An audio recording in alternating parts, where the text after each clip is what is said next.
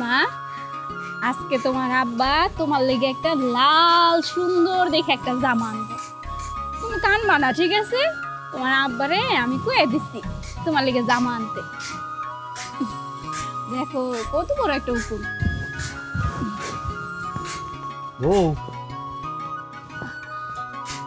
তুমি আইছো কই?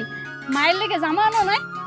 লাল পরো, আমার লেগে শাড়ি, তোমার লেগে লুঙ্গি পাঞ্জাবি নিয়ে আসে নাই? এবছর না ঈদ করবো নতুন জামা কাপড় দিয়ে, তুমিই তো কইছো। কি ব্যাপার, তুমি চুপ করে আছো কেন? তার মানে তুমি এইবারও কিছু আনো নাই, তাই না? আয় রে, সেই গত বছর তুমি আমার একটা কাপড় আইনা দিছিলা। ওই কাপড়টা তুমি টাকা দিয়ে কিনে আইনা দিছো নাকি জাকাতের কাপড় আইনা দিছো তাও আমি ঠিক মতো জানি না। এই যে এই মায়াটারে আমি মানুষের বাড়ি থেকে জামা ধার কইরা আইনা পরাই, তোমার কি একটা বারের জন্য মনে হয় না বউরে একটা কাপড় দেওয়া লাগে, মায়ের একটা জামা দেওয়া লাগে? অন্তত সারা মাস না পারো, বছর না পারো, ঈদের সময় তো একটা কাপড় আর মায়াটার একটা জামা দিতে পারো নাকি? বউ, তুমি এইভাবে কও? আমি তো আসলে চেষ্টা কম করি নাই। আমি কি চাই আমার সন্তান ঈদের মধ্যে কাপড় চোপড় না নেই? আমি তো চাই আমার সন্তান কাপড় চোপড় নেই, আমার বউ বাচ্চা, আমার বউ কাপড় চোপড় নেই, আমি কিছু একটা নেই। আমার তো মনে চায় নাকি? আমি তো আর আমার জন্য কইতাছি না, আমি কইতাছি এই যে মায়াটার জন্য। মায়েরা সব সময় কান্দে আর বাহানা করে, ঈদ আইতাছে, পোলাও খাইবো, মাংস খাইবো, সেমাই খাইবো। অন্য অন্য বাড়িতে দেখে না মাংস রান্না হয়, অন্য অন্য পোলাপানরা নতুন জামা কাপড় পরে ঘুরতে যায়, ওরও তো ইচ্ছা করে। ও তো ছোট মানুষ, ওরও তো আর আমি বুঝ দিয়ে রাখতে পারি না। মায়াডারে কি কয়ে বুঝ দিমু কত? এই যে তুমি যখন অটো চালাইতা তখন তো আমাকে সংসারটা ভালোভাবেই চলতো। 1 বছর ধরে অটোটা ঘরে পড়ে রয়েছে, ঠিক করার নাম নিতাছো না। অটোটা থাকলে অন্তত আমাকে তো দিনটা ভালো যাইতো নাকি? আহা, চিন্তা করো কে? আজকের দিন খারাপ যেতেছে, কালকের দিন ভালো যেতে পারে। ধৈর্য ধরো, আমাকে একদিন দিন ঘুরবো। অটোটা নষ্ট হয়ে পড়ে রয়েছে, ওটা ঠিক করতে টিয়া লাগবে হাজার বেশি। কি করবো তাই কও, আমি কিছু মাথায় আমার কিছু ধরতেছে না। আসলে কি তোমাকে মতো পুরুষের বিয়ে করা উচিত না, কারণ তোমরা যদি বিয়ে করো তাহলে তোমাকে তো কষ্ট হয় না, কষ্ট হয় আমাকে মতো মায়ার। এই যে আমার বাচ্চাটার কষ্ট হইতাছে। আহা, তুমি চিন্তা করো না তো, আল্লাহ এক ব্যবস্থা করবোই। দেই আমার কোনো বন্ধুর কাছ থেকে টাকা নিতে পারি কিনা। আমার এক ম্যাডাম আছে, তার বাসায় কাজ করতাম, তার কাছে যাই দেখি সে যদি কোনো আমার টাকা দিতে পারে। আল্লাহ ভরসা, তুমি চিন্তা করো না, আমি যাই একটু। হ্যাঁ, থাকো। গরিব গো তো আল্লাহ ছাড়া আর কোনো মানুষ নাই। উপরে আছে আল্লাহ আর নিচে আছে টাকা। টাকা তো আর আমাকে মতো গরিব গো নাই। আমরা শুধু পারি আল্লাহর উপরে ভরসা করতে। সবাই খালি কয় আল্লাহর উপরে ভরসা করো, আল্লাহর উপরে ভরসা করো। বন্ধু, তোর কাছে একটা বিপদে পড়ে এলাম। কি বিপদ বন্ধু? এবার ঈদের মধ্যে তোর ভাবি তোর বাস্তিরে কোনো কিছু দিতে পারি নাই। মহাজনের কাছে টাকা চাইছিলাম, টেহার আমার দেয় নাই। খুব বিপদের মধ্যে আছি। তুই যদি আমার কিছু টাকা ধার দিতে, তোর ভাবি তোর বাস্তিরে কিছু কিনে দিলাম ঈদের মধ্যে। ঈদের পরে যেমনি হোক আমি তোর টাকা আমি তোর ফেরত দিয়ে দেবো। তুই আমার এই বিপদটা উদ্ধার কর না বন্ধু। দিয়া দিবি ভালো কথা, এখন তো আমার কাছে থাকা লাগবে। লাখখানেক টাকা আছে, এগুলো আমার ঈদের শ্বশুর বাড়ি যাবো, এনে হেনে কেনাকাটা আছে, আরও কিছু খরচ হয়ে যাবে। তাহলে তো আমি দিতে পারতাম বন্ধু। দেখ না বন্ধু, একটু যদি পারোস দিলে খুব উপকার হতো আমার। না রে বন্ধু, আমি দিতে পারতাম, যদি আগে করতে তাহলে আমি কিছু অ্যারেঞ্জ করে দিতে পারতাম। পারব না রে বন্ধু। তুই পারবি না? আচ্ছা বন্ধু, আমার একটা কল আইছে, পরে আমি কথা বলবো। হ্যাঁ, রহিম ভাই, রহিম ভাই, কেডা? একটু যদি এদিকে আসতেন, একটু দরকার ছিল। মানে এটা তো রহিম ভাইয়ের বাসা, তাই না?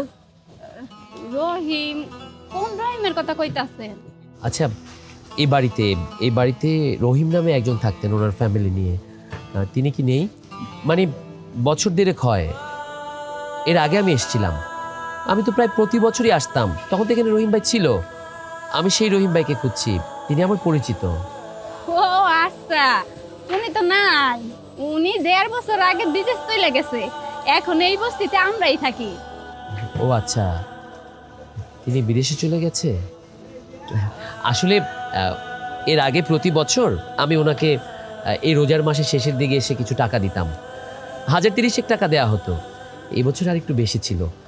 আসলে আমার খুব পরিচিত তো, তাই ভাবলাম ওনাকে টাকাটা দিয়ে আসি, ঈদের সময় ওনার হেল্প হবে।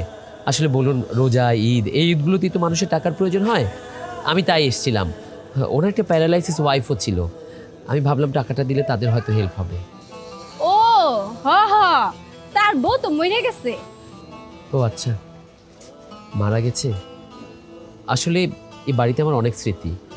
রহিম সাহেব একসময় আমাদের বাসায় কাজ করত। পরে হঠাৎ ওনার স্ত্রী অসুস্থ হওয়ার পর থেকে বাসায় যেতে পারতো না। ওনার ছেলে মেয়ে ছিল না তো, তাই স্ত্রীর সেবা নিজেই করতো। আমরাও মাসে মাসে টাকা দিতাম। তারপরে এই যে রোজার সময় এসে আরেকটু বেশি টাকা দিতাম। প্রতি বছর যখন আমি টাকাগুলো দিতে আসতাম, ভাবি আমাকে জোর করে ইফতার করাতো। উনি অসুস্থ ছিলেন, প্যারালাইজড, বাট তারপরও করাতো। যাই হোক, তিনি নেই, স্মৃতিগুলোই থাকবে।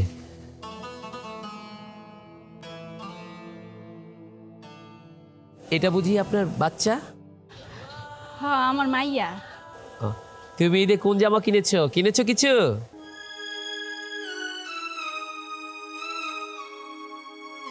ঈদে কোনো কাপড় কিনোনি? ওকে ঈদে এখনো কিছু কেনাকাটা করে দেননি?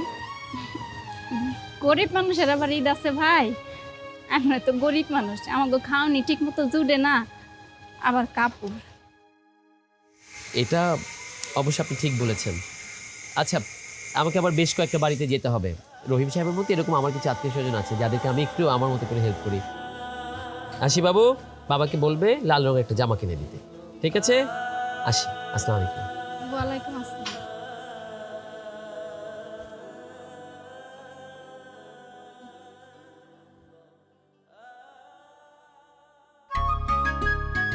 ম্যাডাম আসসালামু আলাইকুম। ওয়ালাইকুম আসসালাম। কি ব্যাপার, তুমি এখানে? ম্যাডাম আমার চিনছেন? আরে চিনবো না কেন, বছর তিনেক আগে তো তুমি কাজ ছাড়লা, এখন তো অটো চালাচ্ছ। হ্যাঁ ম্যাডাম, অটো চালাইতাম। আসলে ম্যাডাম আইসি একটু বিপদে পড়ে আপনার কাছে।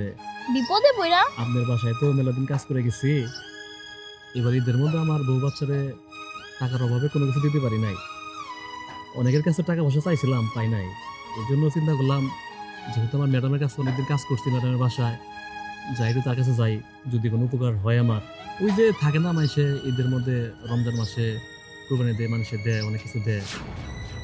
ও বুঝতে পারছি, তুমি জাকাতের জন্য আসছো।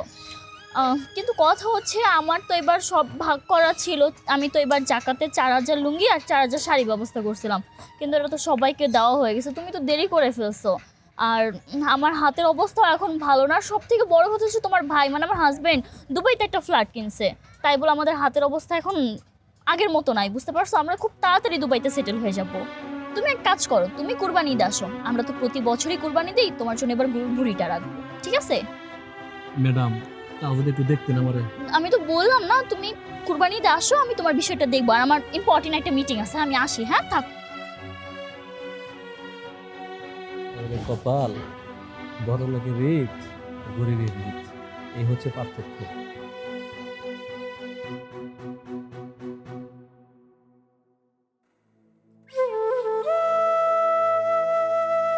পাইছো টাকা? তোমার বন্ধুরা টাকা দিছে? আর ওই যে কইলা যে তোমার ম্যাডামের কাছে যাবা, সে টাকা দিছে? বউগো, তুমি চিন্তা করো না, না পারলে আর কি করবো, আল্লাহ ভরসা। দেখবা আল্লাহ আমাকে একটা না একটা ব্যবস্থা করবোই। তুমি একটু শুধু ধৈর্য ধরো, তুমি চিন্তা করো না, বুঝছো? বুঝছি। তার মানে কেউ তোমার টাকা দেয় নাই? খালি তো কও যে আল্লাহ ভরসা, আল্লাহ ভরসা। আল্লাহর উপরে ভরসা করে তো রইলাম, কই তোমার আল্লাহ তো টাকা দিল না। বউ, তুমি কি করতেছো? তুমি আল্লাহর বিশ্বাস করো না? তুমিও মুসলমান, আমিও মুসলমান। এগুলা কইলে আল্লাহ নারাজ হইব। তোমার কি মান নাই? ইমান রাইখা আর কি করবো কত? এই যে আল্লাহর উপরে ভরসা কইরা এতটা দিন তো রইছি, কই আল্লাহ তো না দিল টাকা, না দিল নতুন জামা কাপড়, কিছুই তো দিল না। তাইলে আল্লাহর উপরে ভরসা রাইখা কি করবো কও? আল্লাহ মাফ করো, আল্লাহ মাফ করো। এগুলা তুমি কি করতেছো? হায় হায়, আল্লাহ আমাকে এগুলা পরীক্ষা নিতেছে। তুমি আল্লাহর উপর ভরসা রাখো, দেখবা তো আল্লাহ আমাকে দিন রাখবো না। কিসের পরীক্ষার কথা কইতাছো?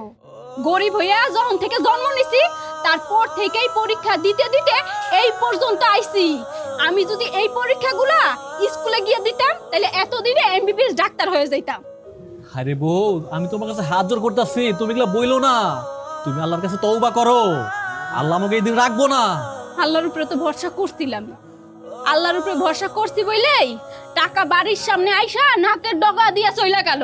কিচ্ছু করতে পারি নাই, না ঘরে টাকা আসলো না তুমি টাকা নিয়ে আসলা বাইরে থেকে, কিছুই তো হইলো না। তুমি কি বললা? টাকা নাকের ডগাতে ঘুরে গেছে মানে?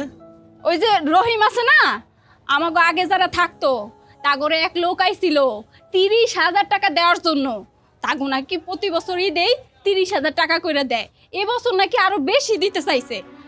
আর আমাকে তো কেউ নাই, আমরা হাই হুতাশ করে পয়সা রইছি। হায় রে বউ, সব আল্লাহর ইচ্ছা। এই টাকাটা আমাদের নসিবে ছিল না, এই জন্য টাকাটা আমরা পাই নাই। শোনো, আল্লাহর হিসাব হচ্ছে ঈদের মধ্যে কেউ পোলা মাংস দেখাবো, কেউ ডিম দিয়ে খাবো, কেউ মুরগি জবাই করে খাবো। সব আল্লাহ তাআলার ইচ্ছা, আল্লাহ চাইলে সবকিছুই হয়। আল্লাহর কাছে মাপ চাও, এসব কথা বলো না। আপনি আবার এই বাড়িতে আইছেন? আপনার না কইছি এই বাড়িতে রহিম নামের কেউ থাকে না? না না, আমি তো জানি এখানে রহিম নামের কেউ নেই। এবার আপনার কাছে আমি এসেছি। আমার কাছে আবার আপনার কি কাম? হ্যাঁ হ্যাঁ, এই যে এই টাকাটা আমি রহিম সাহেবকে দিতাম। যে উদ্দেশ্যে দিতাম আমার এখন মনে হচ্ছে যদি আপনাদের দেই তার চেয়ে বেশি সওয়াব হবে। রহিম সাহেব এখন সলভেন্ট, উনি বিদেশে থাকে, নিজের মতো টাকা রোজগার করতে পারে। কিন্তু আপনার বাচ্চাটা যখন বলল সে ঈদে একটা পোশাক কিনতে পারেনি, যখন ওর মুখটা ছোট হয়ে গেল, তখন আমার মনে হলো আমি বরঞ্চ এই টাকাটাই বাচ্চাটাকে দিই। আর তার চেয়ে বড় কথা, এই টাকাগুলো এমন কাউকে দেওয়া উচিত যার পরিবারটা কষ্টে আছে, যার প্রয়োজন। আমাদের অনেক সময় এমন হয় যার প্রয়োজন নেই তাকে আমরা এই ধরনের টাকাগুলো দিই। আমার কাছে এখন মনে হচ্ছে এই টাকাটা যদি আমি বাচ্চাটাকে দিই বা আপনাদেরকে দিই তাহলে আমার সফটওয়্যারও বেশি হবে। তাই এই টাকাটা আপনারা নিন। না না ভাইজান, টাকা আবার দিতে হবো না, আমার হাত পা আছে, আমি কামাই করে খাইতে পারবো। না না, আপনি চিন্তা করবেন না, আমি এটা দান করছি না বা এটা আমি কোনো ভিক্ষা দিচ্ছি না বা সাহায্যও করছি না। এইটা হচ্ছে এই টাকাটা দেয়া আমার জন্য ফরজ, এবং এই টাকাটা যদি আপনারা নেন এটা আপনাদের অধিকার। এখানে আপনাদের কোনো মানে পাপ হবে বা আপনারা ছোট হবেন সেরকম কিছু না। তাছাড়া ভাই হিসেবে বোনকেও তো টাকা দেওয়া যায় বা ভাইকে টাকা দেওয়া যায়। আমি এই টাকাটা দিচ্ছি, এই টাকাটা দিয়ে এই রোজায় আপনাদের যতটুকু সম্ভব বা ঈদে যতটুকু সম্ভব আপনারা খরচ করবেন, এতে করে আমি খুশি হব। এই যে এই টাকাগুলো রাখুন, আর এখন থেকে প্রতি বছর আমার সামনে যা হয় আমি রমজানে এসে আপনাদের টাকা দিয়ে যাবো। আর তুমি বাবার কাছ থেকে একটা লাল জামা কিনে নিবে, ঠিক আছে? আসি ভাই, যাস। আসসালামু আলাইকুম। দেখছো, তোমার আমি কইছিলাম না, আল্লাহর উপর ভরসা রাখলে আল্লাহ যদি নসিবে রাখে একটু ঘুরে হইলেও পরে আবার ঠিকই দিয়া যায়।